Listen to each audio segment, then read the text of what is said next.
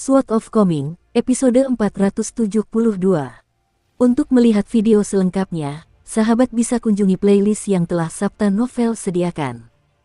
Yuk mari, kita berimajinasi bersama dan masuk ke alur ceritanya.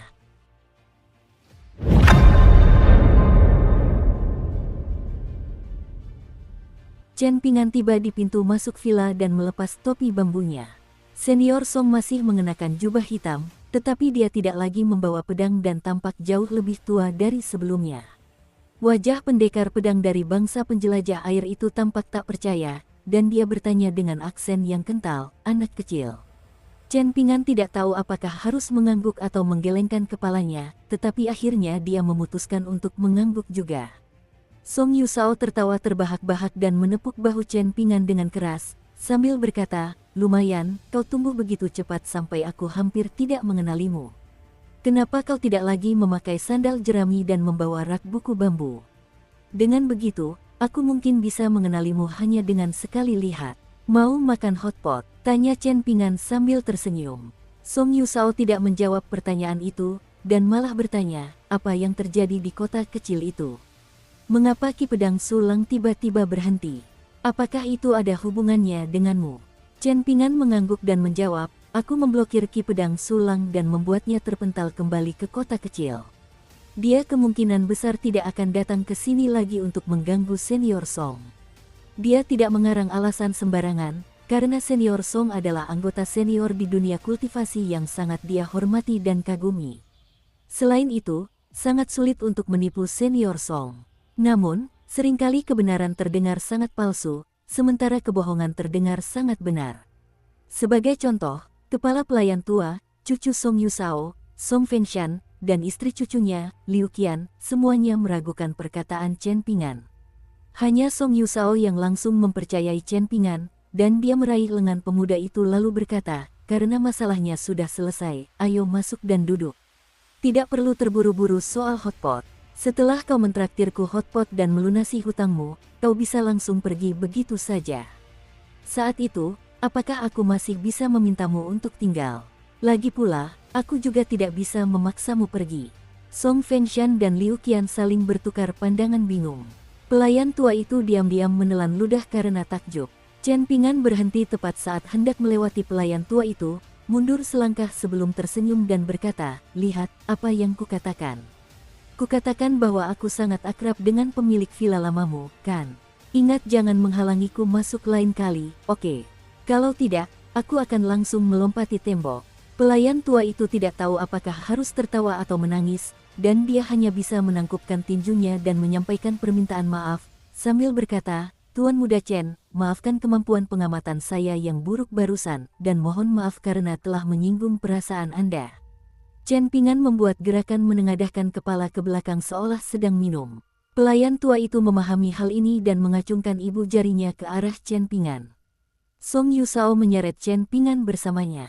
Song Fengshan tidak langsung mengikuti mereka, dan dia bertanya dengan suara pelan, "Ada apa, Pak Tua Ki?"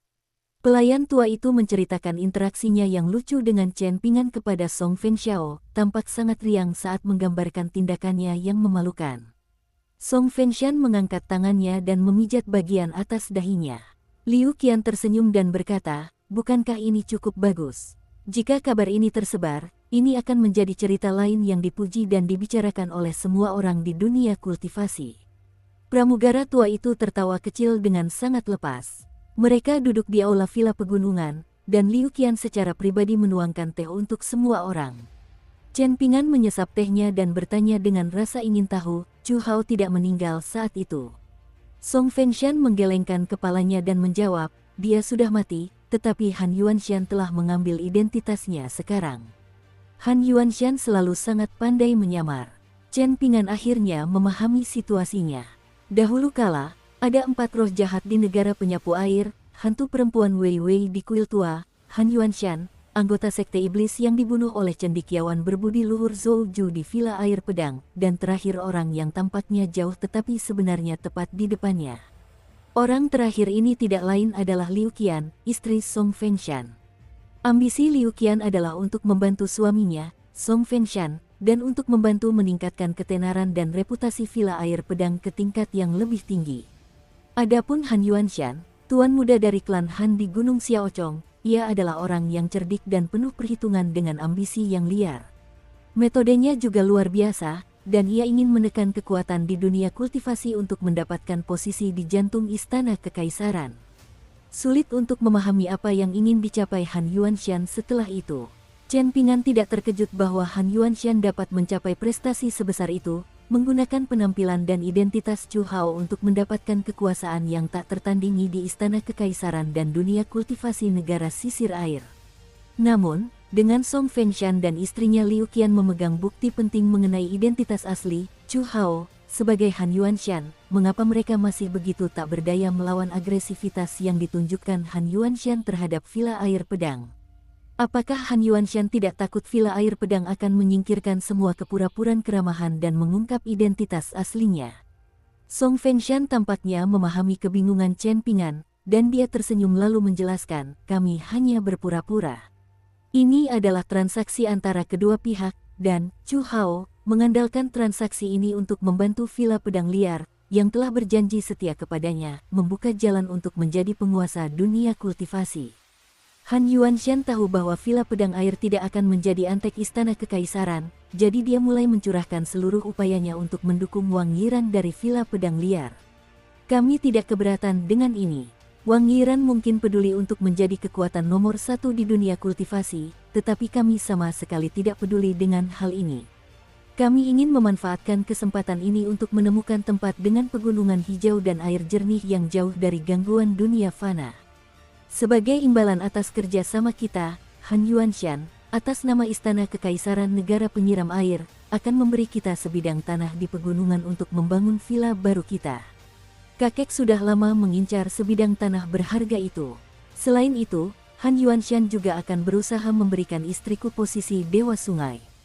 Sementara itu, aku akan mengesampingkan semua kesibukan dan memutuskan semua hubungan dengan dunia kultivasi agar aku dapat berlatih ilmu pedang dengan tenang. Liu Qian bukanlah wanita biasa, baik dari segi status maupun kecerdasannya. Selalu ada harapan selama seseorang tetap hidup. Mehaem, mundur selangkah akan meringankan situasi dan memberikan lebih banyak kebebasan, Chen Ping'an setuju. Kakak Song dapat fokus pada ilmu pedang, sementara Nona Liu juga dapat berupaya untuk mengamankan masa depan jangka panjang. Selain itu, pembangunan kuil Dewa Gunung di tanah leluhur lama Anda juga dapat dianggap sebagai tindakan kebajikan yang signifikan, yang akan memberikan berkah leluhur kepada keturunan Anda. Satu-satunya hal yang perlu Anda ingat adalah bahwa senior Song dan kakak Song harus sesekali memeriksa situasi di sini di masa mendatang. Jika persembahan dupa untuk Dewa Gunung yang baru tidak murni, maka Anda harus memutuskan hubungan dengan mereka sesegera mungkin. Tentu saja, ini adalah skenario terburuk. Song Yusao dan Song Fengshan saling bertukar senyum. Chen Ping'an segera mengerti bahwa peringatannya tidak diperlukan. Memang, senior Song dan Song Fengshan sama-sama cukup familiar dengan urusan di pegunungan, dan ini terutama karena senior Song selalu suka berkeliling dunia kultivasi dengan pedangnya. Jika tidak, dia tidak mungkin membeli pedang untuk Song Fengshan di stasiun feri abadi Gunung Naga Bumi. Chen Ping'an dalam hati berkata bahwa tidak perlu terburu-buru. Ia masih perlu tinggal di villa pegunungan itu beberapa hari lagi. Bagaimanapun, ini adalah urusan keluarga pribadi klan Song, jadi wajar jika Chen Ping'an, sebagai orang luar yang baru datang, tidak berhak memberikan terlalu banyak pendapat. Dalam benak Chen Ping'an, tidak penting bagaimana orang lain menjelajahi dunia kultivasi. Yang penting adalah bahwa di dunia kultivasinya, dia tidak akan sekadar mengalahkan Sulang dengan satu pukulan hari ini, mentraktir Song Yusao makan hotpot besok, lalu terbang ke selatan dengan pedangnya lusa, tanpa memikirkan hal lain. Dia tidak akan sekadar mendambakan untuk melayangkan pukulan tercepat, melakukan perjalanan dengan pedang tercepat, menikmati minuman paling nikmat, dan makan hotpot paling memuaskan.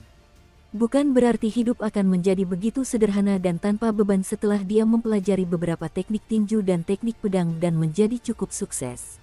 Ini tidak benar. Mungkin segalanya akan berbeda ketika dia tiba di benua buluh lengkap utara yang asing, dan mungkin dia tidak akan memiliki begitu banyak hal untuk dikhawatirkan di sana.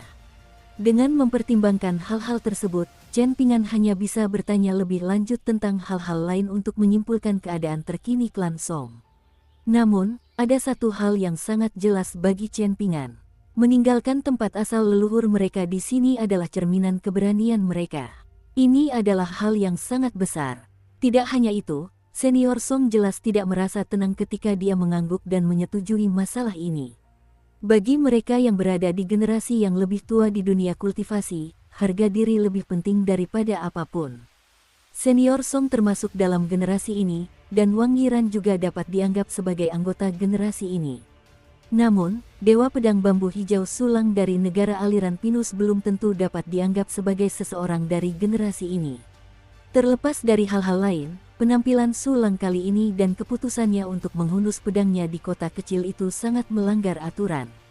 Hal ini karena, menurut aturan dunia kultivasi yang telah diwariskan dari generasi ke generasi, pendekar pedang suci Song dari negara penyiram air pada dasarnya melepaskan gelarnya sebagai pendekar pedang nomor 1 di dunia kultivasi dengan secara terbuka menolak tantangan Sulang tanpa alasan dan tanpa niat untuk menjadwalkan ulang pertarungan ke tanggal yang lebih kemudian. Ini mirip dengan pemain Go yang meletakkan 2 batu di sudut kanan bawah papan untuk mengakui kekalahan. Satu-satunya yang kurang adalah pengakuan kekalahan secara verbal. Bagi pendekar pedang suci Song Yusao, seseorang dari generasi yang lebih tua di dunia kultivasi, apa yang telah ia serahkan dengan kedua tangannya lebih dari sekadar gelarnya. Ia juga telah melepaskan ketenaran dan reputasi yang telah ia bangun selama seumur hidupnya. Dapat dikatakan bahwa ia telah menyerahkan separuh hidupnya. Song Yusao hanya tersenyum dan menatap Chen Pingan. Bocah muda dari masa itu sekarang baik-baik saja. Namun, apakah dia bisa menahan alkohol lebih baik sekarang? Dan apakah dia bisa makan makanan pedas sekarang? Apakah dia masih percaya bahwa minum anggur dapat menghilangkan rasa sakit akibat rasa pedas? Pria tua itu sangat penasaran apakah lamaran Chen Pingan kepada gadis yang telah dipikirkannya siang dan malam itu berhasil. Atau apakah dia telah membawa sial pada lamaran itu, dan bocah muda itu ditolak dengan alasan bahwa dia adalah orang baik. Chen Pingan kembali merasa sedikit bingung setelah mendengarkan penjelasan Song Fengshan yang relatif masuk akal, dan ia tak kuasa bertanya, jadi, apa yang sebenarnya terjadi dengan Sulang? Dilihat dari auranya di kota kecil saat ia hendak melancarkan serangan pedangnya, tidak diragukan lagi bahwa ia ingin terlibat dalam pertarungan hidup dan mati dengan Senior Song. Ia tidak hanya ingin melihat siapa yang memiliki kemampuan pedang yang lebih unggul. Kali ini, Song Yusao sendiri yang menjawab kebingungan Chen Pingan, menjelaskan, aku khawatir Dewa Pedang dari negara pakaian berwarna-warni yang paling kuhormati saat itu hanya berada di level yang sama dengan Sulang sekarang.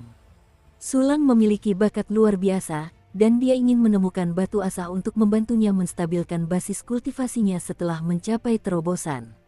Setelah mengamati lebih dari selusin negara, dia memutuskan bahwa aku juga seorang pendekar pedang, dan reputasiku juga cukup baik.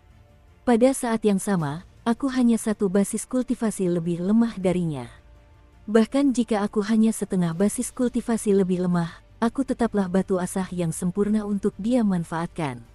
Song Yusao sebenarnya tidak terlalu tertarik minum teh, tetapi ia jarang bisa minum anggur lagi, hanya bisa melakukannya saat tahun baru atau festival lainnya. Cucu laki-laki dan menantu perempuannya sangat ketat, dan seolah-olah mereka sedang mengawasi pencuri. Ia tidak punya cara untuk menghindari hal ini, jadi ia hanya bisa berpura-pura dalam pikirannya bahwa ia sedang minum anggur paling hambar di dunia. Bagaimanapun, sesuatu lebih baik daripada tidak sama sekali. Namun, desakan Sulang untuk melawanku menimbulkan 2 masalah, lanjut lelaki tua itu. Pertama, tidak akan terlalu berpengaruh jika aku setuju untuk bertarung, bahkan jika aku kalah dan bahkan jika aku mati. Namun, pertempuran itu akan berdampak buruk pada transaksi antara kita dan Han Yuanshan. Song Yusao menyesap teh setelah mengatakan itu, dan Liu Qian buru-buru berdiri untuk mengisi cangkirnya kembali. Rasanya tidak akan seperti anggur meskipun aku minum berapa liter teh pun. Sekarang Chen Pingan ada di sini, tidak terlalu ramah menyambut tamu kita dengan teh, bukan? Gerutu Song Yusao. Liu Qian hendak duduk, tetapi ia tetap berdiri karena kakek mertuanya mengajukan pertanyaan kepadanya. Ia tersenyum tipis dan menjawab, kakek, kami akan mendengarkan Fengshan mengenai masalah ini. Song Fengshan memasang ekspresi tegas dan berkata, selama festival pertengahan musim gugur tahun ini, kakek sudah minum anggur cukup untuk menutupi perayaan awal musim dingin dan tahun baru kecil. Song Yusao menghela napas dan tidak memaksa. Chen Pingan cukup senang melihat ini, karena dia bisa melihat bahwa hubungan antara Song Yusao dan cucunya sekarang jauh lebih harmonis. Tidak seperti dulu ketika ada ikatan yang tak terurai di hati mereka berdua. Song Yusao terus menjelaskan situasi kepada Chen Pingan, dengan tatapan mencemooh diri sendiri di matanya sambil melanjutkan, jika aku kalah dalam pertempuran, maka dilihat dari karakter orang-orang di dunia kultivasi negara sisir air saat ini, pasti banyak orang yang akan menendangku saat aku jatuh, tidak akan berhenti bahkan setelah kita memindahkan villa gunung kita. Semua orang akan ingin menginjak-injak kita atau setidaknya meludahi kita. Jika aku mati dalam pertempuran, maka Han Yuanshan mungkin akan mengingkari janjinya dan membiarkan Wang Yiran langsung menelan villa air pedang. Pendekar pedang dari negara sisir air. Gelar ini bahkan tidak bernilai setengah koin tembaga lagi.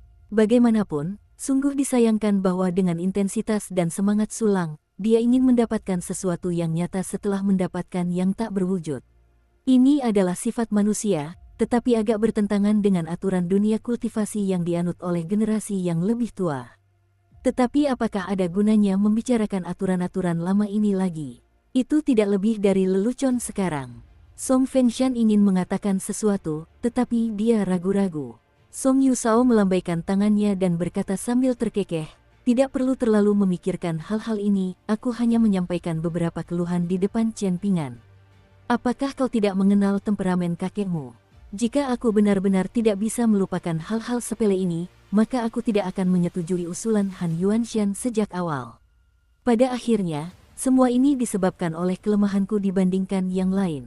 Aku tidak mampu mengatasi hambatan itu selama ini, dan karena itulah Sulang diberi kesempatan untuk melampauiku. Pendekar pedang mana yang tidak ingin berdiri di puncak, tak tertandingi oleh siapapun. Setelah secara sukarela berbicara dari sudut pandang Sulang, Song Yusao menyampaikan beberapa hal kepada dunia kultivasi tempat dia berada saat ini. Namun, sayangnya, sudah tidak ada seorang pun yang mau mendengarkan kata-katanya. Di dunia kultivasi yang dulunya mencakup sekitar selusin negara, Dewa Pedang dari negara pakaian berwarna-warni adalah yang paling terkenal dan terhormat di antara kita semua. Meskipun Lin Gusan dari negara Elem kuno tidak tahu bagaimana harus bersikap, meskipun aku tidak layak untuk posisiku dan suka bepergian, dan meskipun Sulang tajam dan ambisius, dunia kultivasi tetap dipenuhi energi dan semangat apapun yang terjadi. Ada jalan yang bisa ditempuh orang, siapapun yang ingin mereka tiru. Namun, sekarang Dewa Pedang Tua telah mati dan Lin Gusan juga telah mati. Aku bisa dianggap setengah mati, jadi hanya Sulang yang tersisa. Jika Sulang ingin menduduki posisi puncak itu, tidak ada yang akan menghentikannya selama kemampuan pedangnya telah mencapai tingkat yang sesuai. Namun, aku khawatir Sulang memberi contoh buruk, menyebabkan para kultivator pedang muda di dunia kultivasi kehilangan rasa hormat dan keadilan di masa depan, berpikir bahwa aturan dapat diinjak-injak dan mereka dapat membunuh siapapun yang mereka inginkan selama mereka cukup kuat. Ini seperti kau, Chen Pingan, atau Song Fengshan menjadi orang terkaya di wilayah ini. Jika kau mau, tentu saja kau bisa menghabiskan banyak uang di rumah bordil untuk memeluk pelacur tercantik dan termahal. Namun, ini tidak berarti kau bisa memanfaatkan kekayaan dan pengaruhmu untuk seenaknya mempermalukan gadis-gadis biasa di jalanan.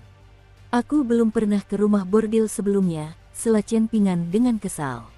Setelah melihat senyum palsu yang teruk di bibir Liu Qian saat ia menundukkan kepala untuk minum teh, Song Fengshan buru-buru menyela, aku juga belum pernah mengunjungi tempat seperti itu. Belum pernah seumur hidupku. Lagi pula, orang menjadi lebih bijak seiring bertambahnya usia, dan Song Yusao menggali lubang untuk cucunya tanpa peringatan sebelumnya. Dia tersenyum pada Liu Qian dan memberitahu, jika seseorang benar-benar belum pernah mengunjungi rumah bordil sebelumnya, atau jika dia tidak berniat mengunjunginya, maka dia tidak akan membantah tuduhan itu dengan begitu keras. Dia hanya akan menepis anggapan itu dengan senyum acuh tak acuh. Liu Qian mengangguk pelan dan berkata dengan suara lembut, sepertinya memang begitu. Chen Pingan dan Song Fengshan saling bertukar pandang, dan di mata Song Fengshan tampak ada rasa bersalah di samping kesedihan dan kekesalan. Semua ini adalah kesalahan Chen Pingan karena menyela duluan. Kau berani menyalahkanku. Sudah berapa tahun kau berada di dunia kultivasi, Song Fengshan? Dan sudah berapa tahun aku berada di dunia kultivasi? Chen Pingan mengedipkan mata dan berkata, lagi pula, aku memang belum pernah mengunjungi tempat seperti itu sebelumnya. Song Fengshan tercengang mendengar hal ini. Orang ini benar-benar jahat. Liu Qian menutup mulutnya dan terkikik. Song Yusao tertawa terbahak-bahak dan berkomentar, dari kelihatannya, kau tidak menyia-nyiakan waktumu di dunia kultivasi selama beberapa tahun terakhir. Song Fengshan menggelengkan kepalanya mendengar itu, lalu menoleh ke istrinya dan berkata, sebenarnya, mari kita bawa anggur. Kalau tidak, aku akan merasa tidak senang dan tidak nyaman.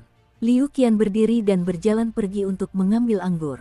Song Yusao dapat memanfaatkan hal ini, dan bahkan suaranya menjadi lebih keras saat berbicara.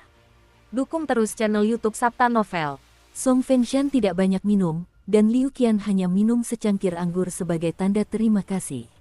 2 kendi anggur yang dibuat sendiri oleh villa tersebut dan disimpan selama 5 tahun, semuanya diminum habis oleh Song Yusao dan Chen Pingan. Setelah mendengar bahwa Chen Pingan berencana pergi dalam 2 hari, Song Yusao melambaikan tangan dan memberi instruksi, bawakan 2 kendi anggur lagi.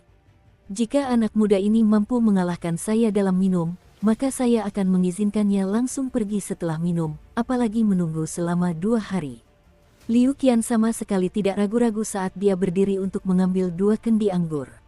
Chen Pingan merasa sedikit tak berdaya, dan dia mengalah, kalau begitu, saya akan pergi dalam 3 hari.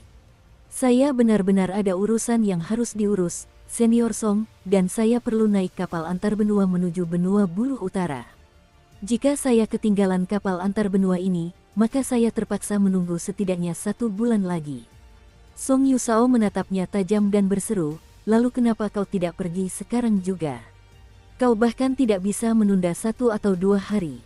Apakah aku, Song Yusao, terlalu tidak penting, ataukah kau, Chen Pingan, yang terlalu penting akhir-akhir ini? Semua orang mengatakan bahwa kehormatan dunia kultivasi paling terlihat ketika saling membujuk untuk minum, gumam Chen Pingan. Song Yusao memukul meja dan memarahi, diam dan minum anggurmu. Selalu mengeluh tentang ini dan itu. Kalau kupikir, gadis muda itu penglihatannya buruk dan kemampuan pengamatannya juga jelek, kalau tidak, bagaimana mungkin dia tertarik pada pria sepertimu, seseorang yang tetap ragu-ragu dan bimbang bahkan setelah minum anggur. Ada apa? Apakah kalian berdua sudah putus? Suasana hati Chen Pingan membaik setelah mendengar ini, dan kilau cerah muncul di matanya saat dia berbicara dengan percaya diri dan penuh semangat. Namun, dia sedikit gagap saat berbicara, dan dia membalas, ayo minum, ayo minum. Aku takut padamu. Kau benar-benar mempermainkanku waktu itu, Senior Song. Kau membuatku hampir mati ketakutan dengan ucapanmu waktu itu, tapi untungnya itu tidak masalah pada akhirnya. Ini, ayo kita minum semangkuk anggur ini sebelum aku melanjutkan. Sejujurnya, Senior Song, kemampuanmu menahan alkohol semakin buruk dari waktu ke waktu. Sudah berapa mangkuk kau minum? Namun, lihat betapa merahnya pipimu sekarang. Seolah-olah kau memakai perona pipi. Song Yusao sangat marah mendengar hal itu, dan dia menantang, jika kau memang mampu, coba saja minum tanpa tanganmu gemetar sepanjang waktu. Pegang mangkukmu dengan mantap, atau kau akan kehilangan setetes persahabatan setiap kali kau menumpahkan anggur. Song Fengshan dan Liu Qian diam-diam menikmati pertunjukan itu. Chen Pingan masih muda, dan dia tidak terbiasa dengan kemampuan generasi yang lebih tua untuk membujuk orang lain untuk minum. Mereka memiliki banyak metode yang sangat sulit untuk dihindari. Orang tua dan pemuda itu minum seolah-olah tidak ada hari esok. Pada akhirnya, yang dilihat Song Fengshan dan Liu Qian adalah 2 orang yang melepas sepatu bot mereka dan duduk bersila di kursi mereka. Untungnya, Song Fengshan mengendalikan mereka dan menolak memberi mereka anggur lagi apapun yang terjadi. Barulah Song Yusao dan Chen Pingan mengalah dan menghentikan kompetisi mereka. Jika tidak, mereka bisa saja minum sampai muntah dan kemudian terus minum setelahnya. Chen Pingan tetap tinggal di gedung yang sama seperti dulu, gedung yang letaknya cukup dekat dengan paviliun gunung dan air serta air terjun. Dia berbaring dan langsung tertidur. Nasib Song Yusao pun tidak jauh lebih baik, dan ia terhuyung-huyung saat kembali ke kediamannya. Tak lama kemudian, dengkuran keras terdengar dari kamarnya. Chen Pingan benar-benar mabuk, tetapi dia masih berhasil mempertahankan sedikit kesadaran saat berbaring di tempat tidur dengan mata tertutup. Ada sesuatu yang tidak beres dengan kondisi mental senior Song. Jika tidak, pendekar pedang negara penjelajah air dari masa lalu tidak akan bereaksi seperti yang dilakukannya hari ini. Bahkan jika dia terpaksa menerima proposal Han Yuanshan karena kekhawatirannya tentang masa depan keturunannya, dan terpaksa menolak tantangan Sulang karena keadaan, dia pasti tidak akan bertindak dan menanggapi seperti yang dilakukannya hari ini. Dia tidak akan menerima usia tuanya dan menerima takdirnya begitu saja. Namun, Chen Pingan tidak menanyakan hal ini secara langsung kepada senior Song. Dia tidak menyebutkan masalah ini bahkan setelah minum begitu banyak. Bukan berarti dia bisa mabuk dan mengatakan apapun yang dia inginkan hanya karena mereka memiliki hubungan yang baik. Lagi pula, bukankah sudah biasa terjadi bahwa satu atau dua ucapan yang tidak disengaja dapat menjadi luka di hati teman atau kerabat yang sangat dekat? Menjelang akhir kompetisi minum mereka, Song Yusao tiba-tiba melirik topi bambu di atas meja serta pedang panjang di punggung Chen Pingan, dan dia bertanya, apakah pedang di punggungmu bagus? Chen Pingan mengangguk sebagai jawaban dan berkata, bagus. Song Yusao tersenyum dan berkata, kalau begitu, itu bagus. Chen Pingan merasa sangat bingung, tetapi dia tidak terlalu memikirkannya. Dia tidak punya waktu untuk mengkhawatirkannya saat dia minum dan bersendawa. Secercah kekecewaan tampak di wajah Song Fengshan dan Liu Qian, tetapi mereka menyembunyikannya dengan sangat baik, menutupinya dalam sekejap mata. Chen Pingan mengalami sakit kepala hebat karena terlalu banyak minum, dan dia bergumam sendiri sebelum tertidur. Anggur tersedia hari ini, aku menikmatinya sampai mabuk, merasa seperti makhluk abadi dalam keadaan mabukku, kekhawatiran datang esok hari, aku mengkhawatirkannya saat itu, selalu ada anggur untuk menghapus kesedihanku. Chen Pingan membuka matanya pagi-pagi sekali, menyikat giginya dan mencuci mukanya sebelum mengikuti jalan setapak kecil dan tenang menuju air terjun. Tentu saja, kali ini dia tidak berlatih teknik tinju, dan dia hanya ingin memeriksa karakter yang diam-diam telah diukirnya di tebing bertahun-tahun yang lalu. Namun, orang yang menyambutnya di paviliun gunung dan air adalah Song Fengshan, bukan Song Yusao. Chen Pingan segera berjalan mendekat, dan Song Fengshan berdiri untuk menyambutnya. Song Fengshan tersenyum dan berkata, jarang sekali kakek minum tanpa menahan diri, dan dia masih belum sadar sepenuhnya. Chen Pingan merasa sedikit bersalah, dan dia terdiam sejenak sebelum melihat sekeliling dan bertanya, apakah kalian benar-benar tidak berpikir sayang jika harus pindah dari sini begitu saja? Mehem, tentu saja aku merasa sedikit enggan untuk pergi, jawab Song Fengshan.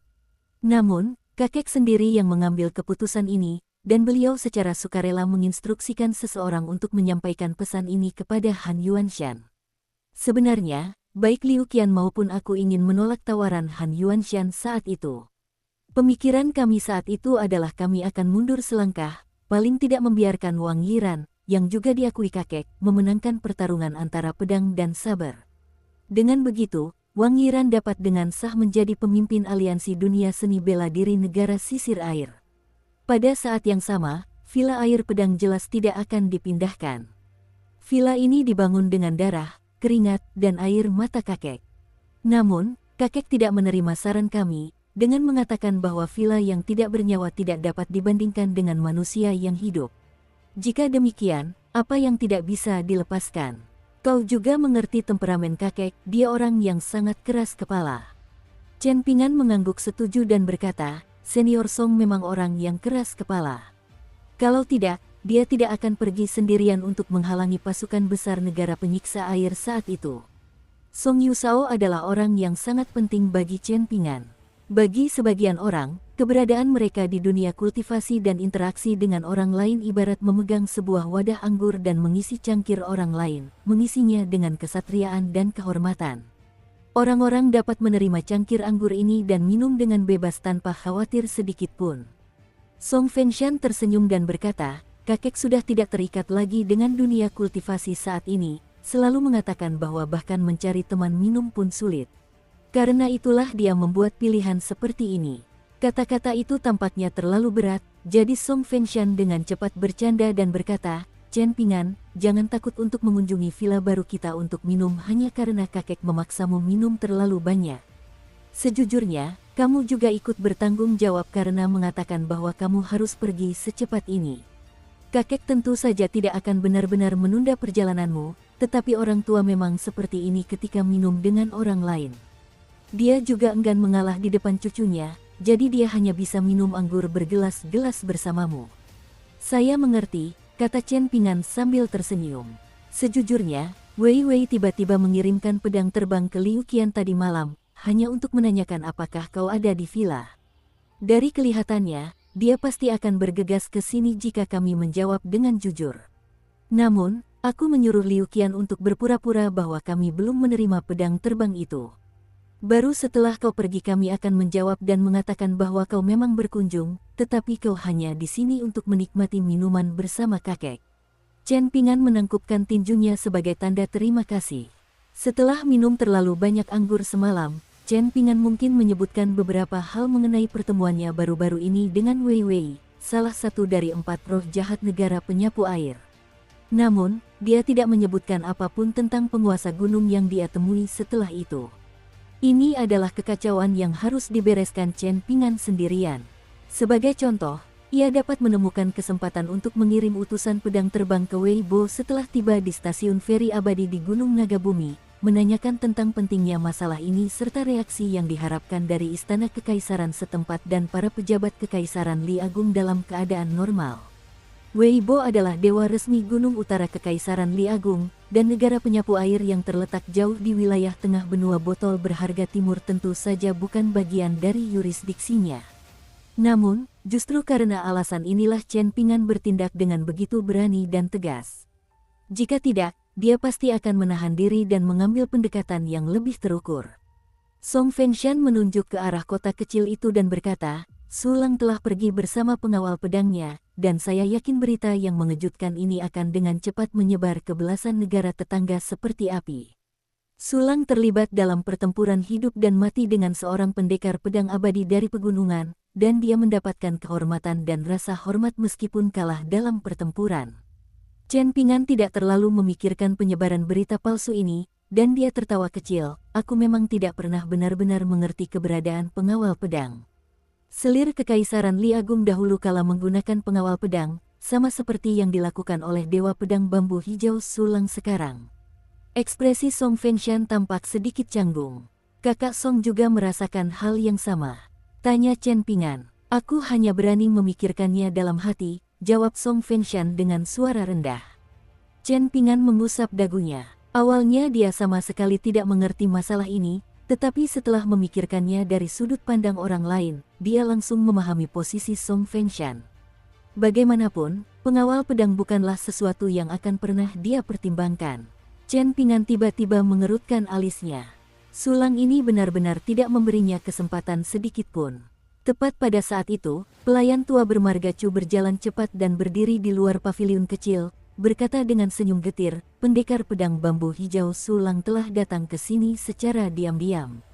Dia sedang menunggu di luar pintu masuk sekarang, dan dia meminta untuk menghadap Tuan Muda Chen, mengatakan bahwa dia memiliki permintaan yang berani untuk disampaikan kepada Tuan Muda Chen. Dia juga mengatakan bahwa pasti akan ada balasan yang setimpal di masa depan. Song Fengshan berpikir sejenak sebelum dengan cepat memahami inti masalahnya. Dia tertawa dingin dan berkata, ini kedua kalinya dia menguji kesabarannya. Chen Pingan tersenyum dan melambaikan tangannya, sambil berkata, tidak masalah. Lagi pula, kemarin aku sudah minum banyak anggur berkualitas dari villa ini. Song Fengshan menggelengkan kepalanya dan berkata, ini adalah dua hal yang berbeda. Kau tidak bisa menghalangiku, kakak Song, canda Chen Pingan. Song Fengshan tersenyum tipis dan menjawab, bahkan 10 Song Fengshan pun tidak bisa menghalangimu. Namun, kau sudah memanggilku kakak Song, jadi.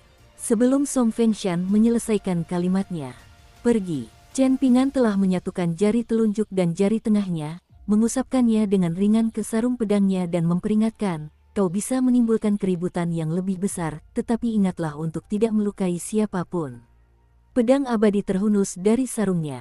Pesawat itu terbang keluar dari paviliun gunung dan air lalu melesat ke awan, mengukir benang emas di langit.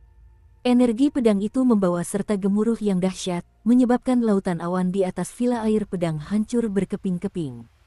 Benang emas itu sesekali mendekati villa di pegunungan dengan kecepatan tinggi, tetapi akan segera melayang kembali ke langit setiap kali. Sesaat kemudian, Chen Pingan mendongak dan berkata sambil tersenyum, ia kembali. Seolah diperintah oleh makhluk abadi, pedang yang melayang di langit seperti naga banjir itu dengan cepat turun dan kembali ke sarungnya. Song Fengshan benar-benar tercengang.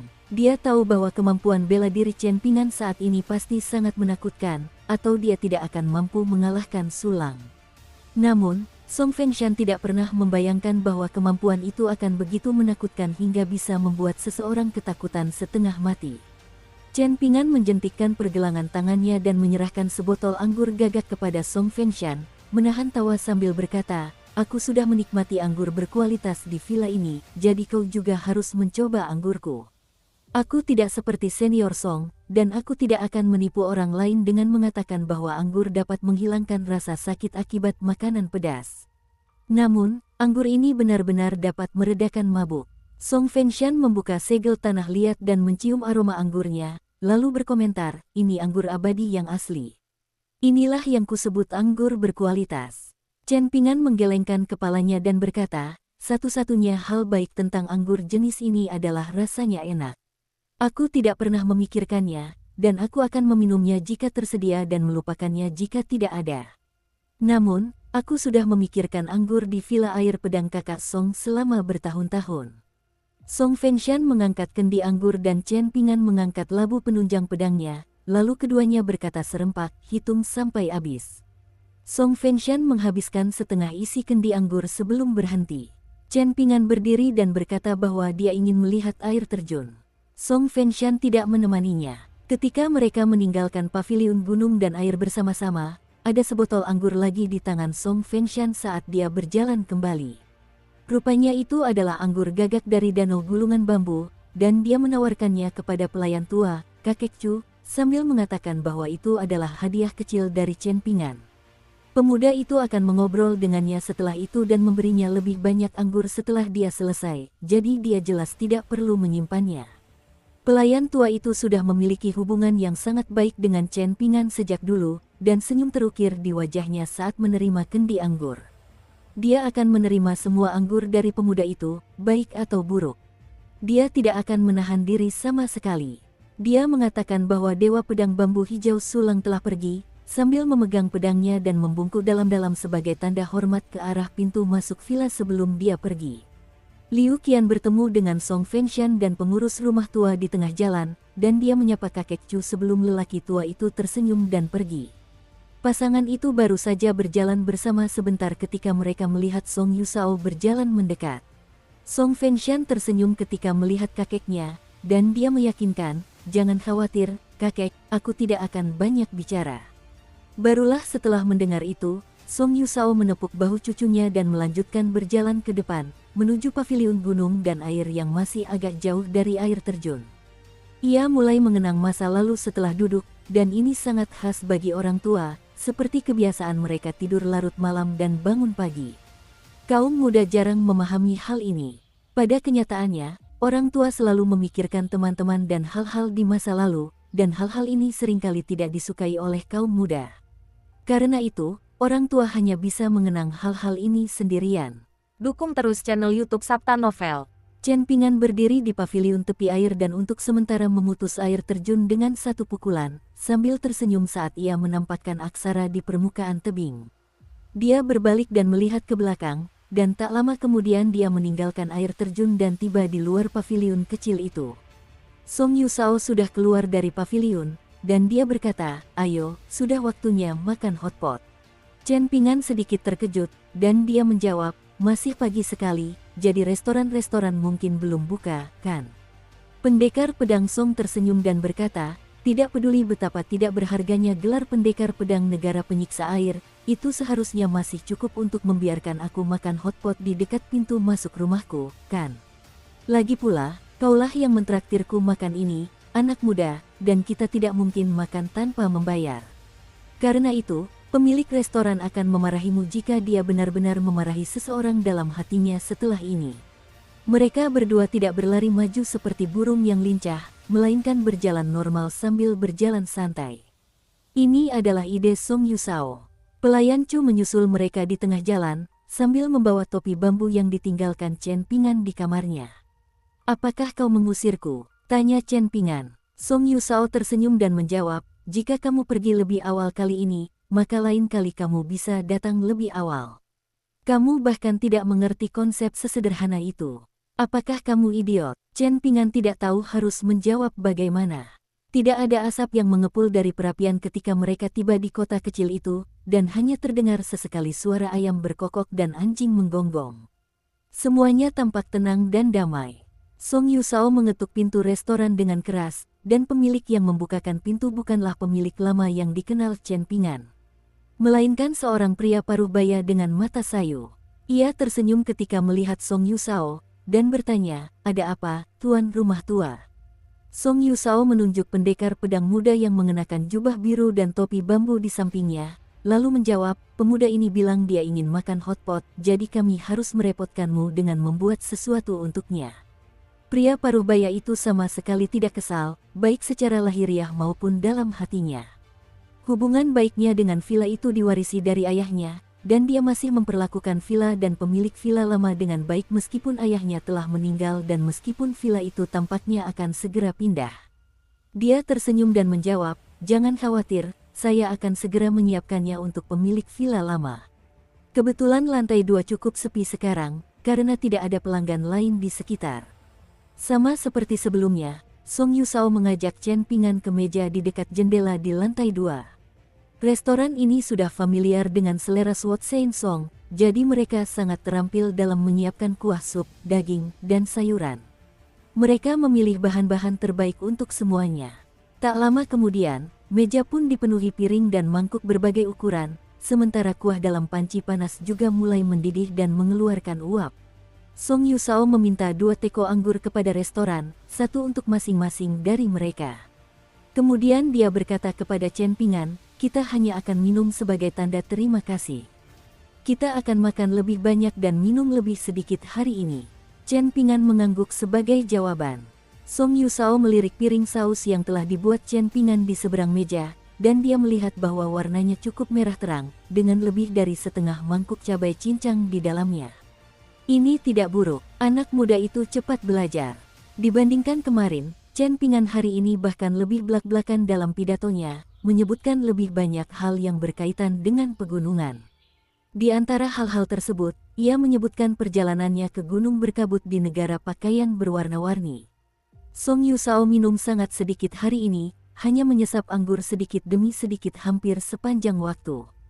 Setelah mendengarkan Chen Pingan menceritakan keberhasilannya menghancurkan formasi perlindungan Gunung Misty Mountain dan membelah aula leluhurnya menjadi 2, dia tersenyum tipis dan berkata sambil mengangguk, tindakanmu benar-benar memutuskan garis keturunan aula leluhur mereka. Kau telah menciptakan jurang pemisah antara ayah dan anak itu, dan bahkan jika mereka tidak langsung saling menyerang, hubungan di antara mereka tidak akan pernah sama lagi. Mungkin mereka bahkan bisa saling menjelaskan kesulitan mereka dan tertawa bersama setelahnya, dengan satu berpura-pura menjadi ayah yang baik hati dan yang lain berpura-pura menjadi anak yang berbakti. Namun, baik Lu Yundai maupun Lu Tingjiao akan sangat menyadari bahwa mereka hampir tidak akan pernah bisa saling mempercayai lagi. Apa yang kau lakukan bahkan lebih efektif daripada menghancurkan langsung aula leluhur mereka. Lumayan, anak muda. Kau menghancurkan semangat mereka alih-alih membunuh mereka secara langsung. Dari siapa kau belajar ini? Chen Pingan menyesap anggur dan menjawab, aku belajar beberapa hal dari pegunungan, dan aku juga belajar beberapa hal dari dunia kultivasi. Chen Pingan kemudian berbicara tentang Wu Suawen, tuan nelayan, dan dia juga menyebutkan anak laki-laki muda, Zhao Suxia, dan anak perempuan muda, Zhao Luan. Dia kemudian tersenyum dan mengatakan bahwa dia telah menyebutkan villa air pedang kepada mereka, jadi mungkin mereka akan datang berkunjung di masa depan. Dia meminta senior Song untuk tidak mempermalukannya, mengatakan bahwa villa itu pasti perlu memperlakukan mereka dengan baik di masa depan, agar sang guru dan kedua muridnya tidak merasa bahwa Chen Pingan mengarang cerita dan bukan benar-benar teman baik dengan pendekar pedang suci Song dari negara penyiram air. Chen Pingan tidak ingin mereka salah mengira bahwa dia hanyalah kenalan biasa dari pendekar pedang suci Song, tetapi dia suka membual tentang teman-temannya untuk membuat dirinya terlihat lebih baik. Song Yusao tertawa terbahak-bahak, mencelupkan sepotong babat sapi ke dalam sup hotpot yang mengepul sebelum memasukkannya ke dalam mangkuk Chen Pingan. Mereka membersihkan piring-piring di meja, dan mereka juga meminum abis anggur sampai tetes terakhir. Song Yusao sekali lagi menemani Chen Ping'an ke pintu masuk kota kecil itu, kali ini dengan seorang pemuda yang bisa menahan minuman beralkohol dan makanan pedas tanpa terpengaruh seperti sebelumnya. Pria tua itu mau tak mau merasa sedikit kecewa. Chen Ping'an mengenakan topi bambunya, berdiri diam sambil menangkupkan tinjunya dan berkata, "Aku pergi dulu, Senior Song." Song Yusao mengangguk sebagai jawaban sebelum menambahkan, "Kamu tidak terlalu tampan atau apapun, jadi mengapa kamu menutupi penampilanmu dengan topi bambu?" Chen Ping'an menyesuaikan topi bambunya dan menjawab dengan suara serius, "Ini sulit untuk dikatakan. Hanya wanita yang berhak menilai penampilan pria." Song Yusao terkekeh dan memarahi, "Hakimi pantatmu sendiri." Chen Ping'an tersenyum dan berbalik untuk pergi. Baru setelah Chen Ping'an berjalan sangat jauh, ia akhirnya berbalik dan berjalan kembali ke villa di pegunungan menyusuri jalan yang tenang dan damai. Tuan villa tua itu sendirian saat berjalan melewati gapura yang dilewati sulang dengan tergesa-gesa ketika bersiap untuk menantang kemampuan berpedangnya. Ada beberapa hal yang ingin ditanyakan Chen Ping'an tetapi tidak bisa ditanyakan secara langsung. Karena itu, Chen Ping'an berbicara dengan cara yang sangat bertele-tele, menyebutkan hal-hal yang tampaknya tidak berhubungan, seperti pengalamannya di Gunung Berkabut. Kemampuan pedang Song Yusao memang tidak terlalu hebat, tetapi apakah dia telah menyia-nyiakan seluruh waktunya berkeliling dunia kultivasi selama beberapa dekade terakhir? Apakah dia tidak memahami karakter Chen Ping'an? Apakah dia tidak menyadari bahwa cerita-cerita Chen Ping'an yang sedikit membual itu adalah hal-hal yang pasti tidak akan dia ceritakan secara normal? Jadi, untuk alasan apa dia menyebutkan hal-hal ini? Bukankah untuk memberitahu Senior Song agar tidak khawatir? Bukankah untuk memberitahu Song Yusao bahwa jika memang ada masalah, dia bisa dengan bebas memberitahu Chen Ping'an daripada memendamnya jika yang terakhir bertanya? Namun, melalui kata-kata dan tindakannya, Song Yusao dengan jelas mengungkapkan kepada Chen Ping'an bahwa tidak ada yang mengganggu pikirannya. Semuanya baik-baik saja, dan pemuda itulah yang terlalu banyak berpikir. Song Yusao menyilangkan kedua tangannya di belakang punggung dan menatap langit. Matahari bersinar terik, dan tidak ada satupun awan yang terlihat. Cuaca hari ini sangat luar biasa. Dia berharap setiap hari akan seperti ini ketika pemuda itu berkeliling dunia kultivasi di masa depan. Siang hari 3 hari setelah Chen Ping'an meninggalkan villa di pegunungan, seorang gadis muda bermata aprikot dan mengenakan sepatu bersulam bergegas menuju villa air pedang. Setelah melihat Liu Qian dan Song Fengshan dan mengetahui bahwa Chen Ping'an sebenarnya sudah pergi, gadis muda itu langsung menggerutu sedih, mengatakan bahwa tidak baik bagi mereka untuk tidak membantunya menahan Chen Ping'an di sini selama beberapa hari lagi. Liu Qian merasa ini agak aneh, dan dia bertanya kepada Wei Wei apakah ada sesuatu yang terjadi di gunungnya yang membutuhkan bantuan Chen Ping'an. Liu Qian kemudian memasang ekspresi serius dan berkata, "Aku menyadari konflik antara kau dan Dewa Gunung itu, dan Villa Air Pedang bersedia membantu selama kau meminta. Namun, Villa Air Pedang pasti tidak akan membiarkan Chen Ping'an terlibat." Ekspresi Wei Wei tampak aneh saat dia bertanya, "Pendekar pedang agung itu tidak memberitahumu tentang kejadian di kuil kuno?" "Dia memang mengatakannya," jawab Liu Qian dengan bingung. "Dia bilang kau masih berani kembali ke kebiasaan lamamu, tidak belajar dari kesalahanmu bahkan setelah menderita di tangan kakek dulu. Kau mulai menipu orang untuk mendapatkan energi yang mereka di kuil tua itu lagi. Ada apa? Apakah ada hal lain yang terjadi di antara kalian berdua?" Wei Wei terkekeh dan berkata, tidak ada yang terjadi begitu saja. Hanya saja dia menyukaiku, tapi dia terlalu malu untuk mengakui perasaannya. Aku juga mulai menyukainya, jadi kupikir aku harus datang ke sini untuk meminta kakek Song menjadi mak comblang kami." Sudut bibir Song Fengshan melengkung membentuk senyum. "Omong kosong macam apa ini? Siapa yang coba dia tipu? Siapa di sini yang tidak menyadari selera Wei Wei yang sebenarnya?" Bagaimanapun, dengan temperamen dan tingkat kultivasi Chen Ping'an saat ini, Wei Wei bisa bersyukur kepada Tuhan karena dia tidak dikalahkan dalam satu serangan olehnya. Liu Qian tersenyum dan membongkar kebohongan Wei Wei, berkata, "Baiklah, kau seharusnya tidak terlalu banyak bercanda yang membahayakan nyawamu. Kau akan menerima hukuman setimpal jika benar-benar didengar oleh kakek atau Chen Ping'an." Wei Wei melirik ekspresi tenang pasangan itu dan bertanya dengan mengerutkan kening, tidak mungkin Sulang tersandung dan meninggal secara tidak sengaja saat dalam perjalanan ke sini, kan? Dia tidak datang ke villa gunung kalian untuk membuat masalah lagi. Kalau tidak, bagaimana kalian masih tersenyum begitu santai? Bukankah seharusnya kalian membasuh wajah dengan air mata setiap hari? Kau, Liu Qian, akan menghapus air mata Song Fengshan, sementara Song Fengshan akan terisak dan berteriak, "Jangan menangis, sayangku," sambil juga menghapus air mata untukmu. Song Fengshan tidak tahan lagi dengan godaan dari hantu perempuan dari negara penyiksa air itu, jadi dia mencari alasan untuk berdiri dan pergi. Liu Qian secara garis besar menceritakan kepada Wei Wei tentang kekalahan dan pukulan mundur yang diterima Sulang, serta kunjungannya dan permintaannya untuk bertemu setelah itu. Sebenarnya, Liu Qianlah yang dengan tekun mengurus urusan villa air pedang selama beberapa tahun terakhir.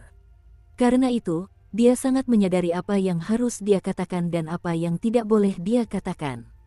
Jika tidak, Senior Song dan suaminya tidak akan merasa begitu nyaman mempercayakan urusan keluarga kepadanya.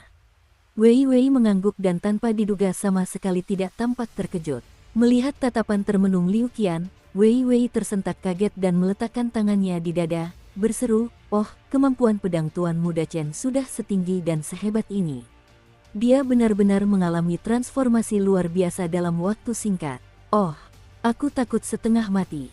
Astaga, seandainya aku tahu ini di kuil lama, aku pasti sudah menawarkan diriku kepadanya. Bahkan jika aku tidak menyukai laki-laki, semuanya akan berlalu dalam sekejap begitu aku menutup mata." Liu Qian melemparkan segenggam biji panggang ke arah Wei Wei dan memarahi, "Cukup sudah dengan kata-kata yang memalukan dan vulgar seperti itu. Seharusnya aku tiba kemarin, tapi kami para hantu memang tidak bisa dibandingkan dengan kecepatan para pendekar pedang abadi yang menunggangi pedang mereka saat bepergian di atas angin," kata Wei Wei tiba-tiba. "Lupakan saja, tidak ada gunanya membicarakan hal-hal ini. Aku telah berlatih dengan sungguh-sungguh selama beberapa ratus tahun, namun ini masih belum bisa dibandingkan dengan pria itu yang berkeliling dan menikmati pemandangan selama kurang dari 10 tahun. Sungguh menyedihkan. Qianer, aku tiba di sini sehari lebih lambat karena aku mampir ke kota provinsi. Aku berencana untuk membahas masalah penting yang berkaitan dengan dasar Dao Agungku, dan aku tidak akan membuatmu bosan dengan detailnya sekarang. Kau akan mengetahuinya cepat atau lambat di masa depan. Namun, saat aku berada di kota, aku menemukan jejak villa pedang liar. Wanita muda itu, Wang Sanhu, benar-benar angkuh dan sombong akhir-akhir ini. Aku bisa mencium aroma riasan di tubuhnya dari jarak bermil-mil. Kemungkinan besar karena kegagalan Sulang di sini, mata-mata yang ditempatkan Han Yuanshan di kota kecil itu segera memberitahu atasan mereka tentang situasi tersebut menggunakan pedang terbang pembawa pesan. Hal ini memungkinkan villa pedang tak terkendali untuk segera menanggapi situasi tersebut. Wei Wei menepuk dadanya dan sengaja memasang ekspresi getir, berkata, "Kalian harus segera bersiap.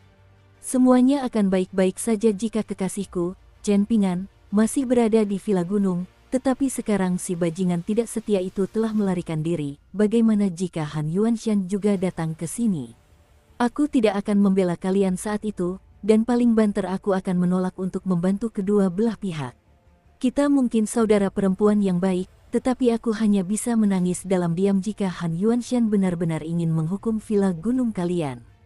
Wei Wei sebenarnya sangat penasaran mengapa Han Yuanshan bertindak begitu kejam, sama sekali tidak peduli dengan gambaran yang lebih besar dan bersikeras menargetkan villa air pedang, memaksa Song Yusao untuk pergi agar dia bisa membangun kuil Dewa Gunung di sana. Roh gunung yang dibunuh Chen Pingan dengan satu tusukan pedangnya telah bermimpi besar selama ini, mendambakan untuk naik ke surga dalam satu langkah dan menjadi Dewa Gunung baru di tanah leluhur villa air pedang. Adapun hal penting yang tidak ia sebutkan, ia tentu saja berencana untuk menggantikan makhluk buas itu sebagai Dewa Gunung yang baru. Lagi pula, ia diam-diam bersaing dengan Liu Qian selama ini, dan ini sangat umum di antara saudara perempuan di dunia. Hubungan mereka mungkin baik, tetapi mereka tetap perlu bersaing untuk melihat siapa yang menjalani kehidupan yang lebih baik. Mereka tidak bisa ceroboh dalam hal ini. Wei Wei dan Liu Qian sama-sama pernah menjadi anggota dari 4 roh jahat negara penyiram air di masa lalu, namun Liu Qian, seorang roh gunung, telah menjadi nyonya muda villa air pedang. Jika demikian, Mengapa Wei Wei tidak bisa menjadi dewa gunung dan melampaui saudara perempuannya? Transaksi antara Villa Air Pedang dan Han Yuanshan sangat rahasia, jadi Liu Qian tentu saja tidak akan menyebutkannya kepada Wei Wei. Seseorang tidak seharusnya mengungkapkan terlalu banyak pikiran batinnya, dan penting juga untuk memutuskan kepada siapa pikiran batin tersebut dapat diungkapkan. Jika tidak, apa yang telah dibagikan tidak akan pernah bisa ditarik kembali setelahnya. Liu Qian berpikir sejenak, dengan hati-hati menyusun kata-kata dalam pikirannya sebelum berkata perlahan, mungkin ini bukan hal yang buruk, karena campur tangan Chen Ping'an kemungkinan besar akan menakut-nakuti Han Yuanshan. Dengan caranya yang hati-hati dan teliti, kemungkinan besar dia tidak akan mengunjungi kita secara pribadi, dan malah akan menyuruh bonekanya, Wang Yiran, datang ke sini untuk membahas masalah dengan villa kita. Hubungan antara ketiga pihak tidak akan menjadi terlalu bermusuhan. Wei Wei memikirkannya sejenak dan setuju bahwa kemungkinan besar memang demikian adanya. Di medan perang tempat lelaki tua dan bocah muda itu menghadapi pasukan yang berjumlah puluhan ribu kala itu. Ada seorang pendekar pedang berpakaian biru langit dan mengenakan topi bambu yang tidak langsung menuju stasiun feri abadi yang terletak di Gunung Naga Bumi setelah meninggalkan kota kecil itu. Sebaliknya, dia mengajukan beberapa pertanyaan kepada dewa gunung terdekat yang akan segera dipromosikan, dan baru kemudian dia akhirnya mengetahui masalah yang Song Yusao, Song Fengshan, dan Liu Qian enggan sebutkan. Mengapa Song Yusao kehilangan semangatnya sebagai seorang Grandmaster pedang dan seniman bela diri sejati? Ini berkaitan dengan masalah rahasia yang hanya diketahui oleh sedikit orang di Villa Air Pedang. Dewa gunung yang sangat diharapkan oleh istana kekaisaran bangsa penyiksa air ini baru mengetahui rahasia ini karena ia mengawasi nasib daerah ini dan telah menyalurkan kemampuan mistik bawaannya pada saat itu. Masalah ini sebenarnya tidak terlalu besar, karena tidak ada satupun orang yang meninggal karenanya. Namun, apakah masalah ini sepele? Bisakah hal ini benar-benar dianggap sepele? Itu tidak kecil. Dahulu kala, seorang ahli bela diri yang datang dari benua ilahi bumi tengah yang jauh mengunjungi Villa Air Pedang, dan mendapatkan sarung pedang bambu dari Song Yusao. Sang ahli bela diri telah meminta untuk membelinya sejak awal, menawarkan sejumlah besar koin abadi. Namun, Song Yusao tidak bersedia menjual sarung pedang bambu itu. Alasannya sangat sederhana, dia tidak mau menjual sarung pedang bambu itu karena itu adalah hadiah untuk seorang teman. Mendengar ini, pendekar bela diri dengan tingkat kultivasi yang sangat tinggi itu memberi Song Yusao waktu 3 hari untuk mempertimbangkan kembali keputusannya. Dia tidak akan begitu saja membeli sarung pedang dalam waktu 3 hari. Sebelum pergi, pendekar bela diri itu melirik Song Fengshan dan Liu Qian, tersenyum dingin seolah-olah sedang melihat semut kecil. Kemudian dia mengubah ucapannya, mengatakan bahwa membeli sarung pedang dengan 2 nyawa tetaplah sebuah pembelian. Song Yusao tetap diam selama 3 hari. Sementara itu, Song Fengshan dan Liu Qian telah mencapai kesepakatan, dan secara mengejutkan mereka mendorong kakek mereka untuk tidak menjual sarung pedang itu. Namun, Song Yusao akhirnya memutuskan untuk menyerahkan sarung pedang bambu pada hari terakhir, dan tidak menerima koin abadi apapun. Kemudian, pria tua itu benar-benar mulai tampak tua. Namun, Song Yusao dengan aktif mengundang cucu laki-laki dan menantu perempuannya untuk minum, dan ia bahkan bersulang untuk Liu Qian, mengatakan bahwa berkat karma baik yang dikumpulkan oleh leluhur klan Song, cucunya berhasil menemukan istri yang begitu baik. Di masa lalu, itu adalah kesalahannya karena meragukannya dan meremehkannya. Liu Qian meneguk anggur itu dengan air mata berlinang di matanya. Pada akhirnya, lelaki tua itu menghibur keturunannya dengan mengatakan bahwa semuanya baik-baik saja. Segalanya memang baik-baik saja, jadi mereka tidak perlu terlalu memikirkannya. Lagi pula itu hanya sarung pedang bambu, dan dia tidak pernah menyebutkan masalah ini kepada Chen Ping'an. Karena itu, mereka bisa berpura-pura bahwa tidak ada apapun yang pernah terjadi. Saat ini, konvoi kereta kuda yang mengesankan perlahan-lahan melaju menuju pendekar pedang berbaju biru. Chen Ping'an menarik kembali pikirannya. Setelah mengunjungi Dewa Gunung setempat, dia telah memberitahu Dewa Gunung itu untuk tidak menyebutkan pertemuan mereka kepada Villa Air Pedang. Dewa Gunung tentu saja tidak berani membantahnya. Bagaimanapun, Dewa Gunung dari bangsa penyiksa air merasakan kebanggaan bersama karena ia dapat duduk di puncak gunung dan minum bersama pendekar pedang muda ini. Chen Pingan tidak langsung pergi dan juga tidak kembali ke Villa Air Pedang karena ia merasa tidak bahagia tetapi tidak yakin harus berbuat apa. Oleh karena itu, dia berkeliling di daerah ini dan merenungkan berbagai hal sendirian. Lalu dia bertemu lagi dengan beberapa wajah yang familiar.